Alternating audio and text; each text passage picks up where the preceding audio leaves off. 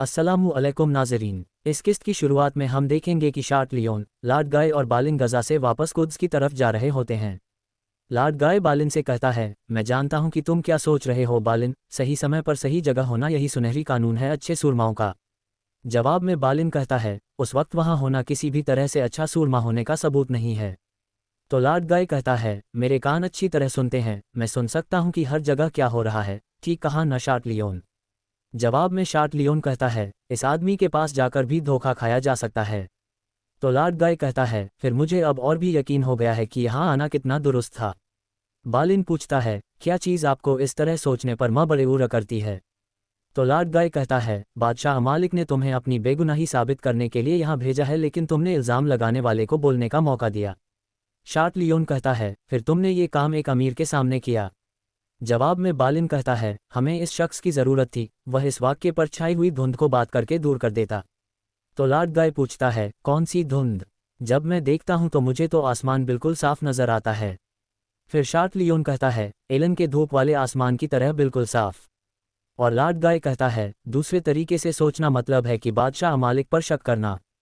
क्या मैं गलत हूँ? जवाब में बालिन कहता है, ये सच है कि मुझे शक है, लेकिन वह शक हमारे बादशाह के बारे में नहीं है।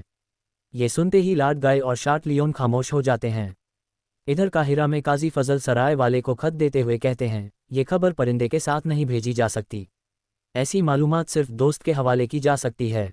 आपको बिना रुके, बिना आराम किए शाम जाना होगा और इस खबर को अमीर सलाहुद्दीन तक पहुंचाना होगा। मैंने आपकी हिफाजत के लिए एक जमात मुकर्रर कर दी है, वे शहर के बाहर आपका इंतजार कर रहे होंगे। खत लेते ही वह शख्स वहां से चल देता है।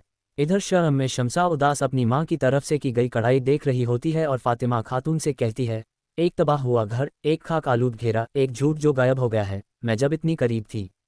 फातिमा खातून भी उस कढ़ाई को देखते हुए कहती हैं, ये बहुत शानदार है, आपकी माँ वाकई काबिल तारीफ थी। शमसा कहती है, मुझे यहाँ अमीर सलाहुद्दीन का इंतज़ार करने की इजाज़त देने का शुक्रिया, शायद मैं उनकी मदद से और भी कुछ सुराग ढूंढ सकूं। कोई ऐसा शख्स होगा जो मेरी माँ को जानता हो या फिर जिसने देखा हो। फातिमा खातून कहती हैं, इंशा अल्लाह बेटी, इंशा अल्लाह। इधर गज़ा में सलाहुद्दीन अय्यूबी मज़ार के सामने खड़े होते हैं और उनकी आवाज़ गूंजती है, मैं सितारों के वायदे की कसम खाता हूँ और अल्लाह की कसम खाता हूँ, सभी अनबिया की अमानत, कुद्स की कसम खाता हूँ जिस पर हम ईमान रखते हैं, और गज़ा की कसम खाता हूँ जिसे इस्लाम की दो दुल्हनों में से एक माना गया है। मैं उन्हें दो जहानों के सुल्तान पैगंबर सल्लल्लाहु अलैहि वसल्लम के पाकीज़ा वंशजों और परिवार की यादगार को मिटने नहीं दूंगा।